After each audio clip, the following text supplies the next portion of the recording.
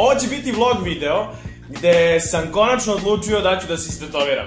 Teo sam to već neko vreme da uradim i tačno sam znao šta bi tetovirao, ali nisam mogao da skontam kako bi to uglavio sve u jednu tetovažu, jer ne želim da budem čitav istetoviran. Teo sam da uradim jednu tetovažu za početak, tako da sam sa drugom pričao o tome i on mi je napravio tetovažu koja mi se iskreno jako svidela, koja povezuje gaming, YouTube i Soare 16 kanal u bukvalno jednoj tetovaži. Upravo sada čekam da mi se napuni kamera i idemo u studio taj za tetoviranje, tako da iskreno ne znam šta me čeka, nisam se nikad tetovirao, ovo mi je prva tetovaža i koliko znam trebalo bi da boli, ali nisam siguran koliko tačno, tako da vidjet ćemo. U svakom slučaju preneću vam u ovom vlogu šta se sve izdešavalo, a idemo sad da sačekamo kamera se napuni i idemo u kola. Ovo je sad već prava kamera i pravi kvalitet u suštini. Idem sad do kola, krećemo lagano pošto treba da stignem na vreme tamo i nastavljamo vlog bukvalno u kolima. Ok, ne znam koliko možete da me čujete od buke vamo, ali inače uzeo sam sebi auto. Kupio sam ga pre neka 2 meseca, u pitanju je Golf 5. Ne mogu da vam ga pokažem detaljno, ali da, fin je, šta ja znam. Idemo sada unutra, čekaj sam da ga ključam. Ok, odvalio sam objektiv. To je taj profi vlog. Treba sad da nađem tačno gde je taj studio na navigaciji, tako da bukvalno sad ću odmah krenuti jer imam još nekih 5 minuta pa da stignem sve na vreme. Tamo ćemo lepo nastaviti vlog i priču. Ok, evo nas, stigli smo u studio i ovako izgleda studio za tetoviranje. Sad ću da vam pokažem malo, ima baš onako finih radova i poprilično lepo izgleda, muzika je super. Evo ovako izgledaju radovi, inače sve je crtao Bojan. Link Bojanovog Instagrama ćete imati dole u deskripciji, tako da možete pogledati njegove tetovaže. Stvarno sve izgleda fenomenalno, a omiljeni radovi su mi vamo sa ove strane. Pogledajte glumce naše kako je dobro nacrtao, ovo stvarno izgleda jako dobro. Odlično. Evo, dobili smo ovdje zaštitnu opremu i ovdje će biti tetovaža. Inače, prvi put bukvalno gledam svoju obrijanu nogu, nekako mi je čudno. I evo ovako izgleda tetovaža, to jest ovo je kao priprema, pa će sada po ovome da se crta, senči, tako da vidjet ćete u suštini kako će to na kraju izgledati. Ovo je sad kao samo, kako bi se to moglo nazvati, okvir neki. Tako, eto. Evo, počeli smo se tetoviramo. Iskreno da vam kažem, bukvalno kao ujed komarca. Ništa specijalno. Tako da, predrasude bez. Ok, evo je, gotova je tetovaža. Tako da, meni se iskreno jako sviđa kako je ispalo. Ispalo je bolje nego što sam je ja zamislio u glavi. Tako da, sad bi trebalo, kako funkcioniše posle tetovaže, šta treba da se maže? Pa, krema, da se, ja posle 3 dana zapakovat ću je sad u foliju jednu i ti ništa ne diraš 3 dana, posle 3 dana skineš i pustiš da se oljušti i to je to. Da, eto, ok, tako da javit ću vam se malo kasnije sa utiscima, ali eto, da vidite da je sve ok, da je gotovo. Ok, evo me, 2 dana kasnije, tu je i dalje tetovaža, do duše ne mogu sad nogu da izvrnem da vam pokažem, prelepljena je folija preko nje. Sad da vam nekako prenesem utiske, prvo, zašto sam se odlučio uopšte da se istetoviram, odakle sad to ovako odjednom.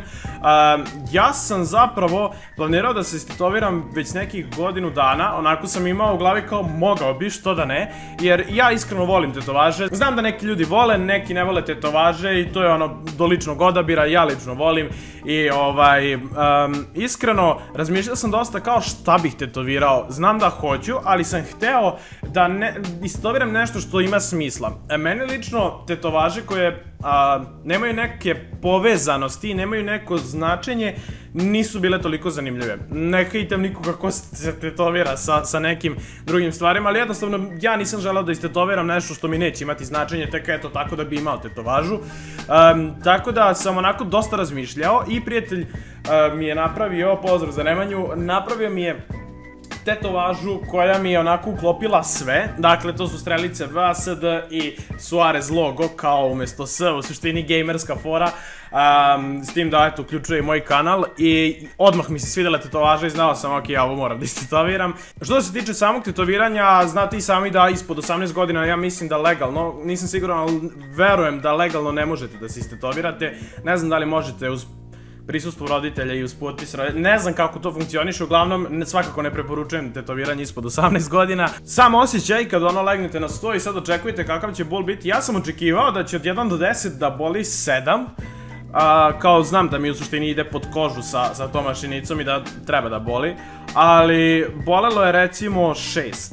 Nije baš toliko koliko sam mislio da će da boli, jednostavno osjećaj je neprijatan, kao da vam neko sa hemijskom olovkom ili sa onom patenticom malo onako reže kožu, ali malo jače onako prevlači preko kože. Nije neizdrživa bol, ali znam da ima nekih mesta na telu gde baš onako poprilično boli tetovaža i tetoviranje, tako da iskreno po meni nije me toliko jako bolelo. Bilo je nekih momenta kada recimo neke duže linije izvlačio Bojan je inače lik koji me tetovirao, imat ćete Instagram njegov dole u deskripciji za tetovaže, tako da eto, znate ko me tetovirao i ja njega mogu da preporučim, ne znam kako ostali rade. Kada mi je Bojan prevlačio neke malo duže linije, tad sam osjetio bol, ali svakako nije ništa što se ne može izdržati ako imate dobru muziku i ako pričate sa tatu majstorom i mislim da ono kao nije ništa specijalno čega bi trebali ljudi da se plaše, uopšte nije toliko bolno kao što sam ja mislio da će biti. Ovu tetovažu posvećujem vama i Suarez 16 kanalu i Suarez 16 publici, jer smo zajedno napravili ovaj kanal od same nule i nekako čitav taj YouTube kanal i Suarez 16 YouTube kanal i vi kao publika moja ste mene kao Aleksu promenili u totalno drugačiju ličnost koju bi možda bio da nisam išao YouTube putem. Verujem da razumete šta hoću da kažem. Totalno ste izmenili neka moja interesovanja, način života i jako mi se sviđa ko sam trenutno. S obzirom da moj kanal i moja publika meni ima jako veliko značenje, odlučio sam to da istetoviram i nisam zažalio ni jedne sekunde. Jako mi se sviđa tetovaža.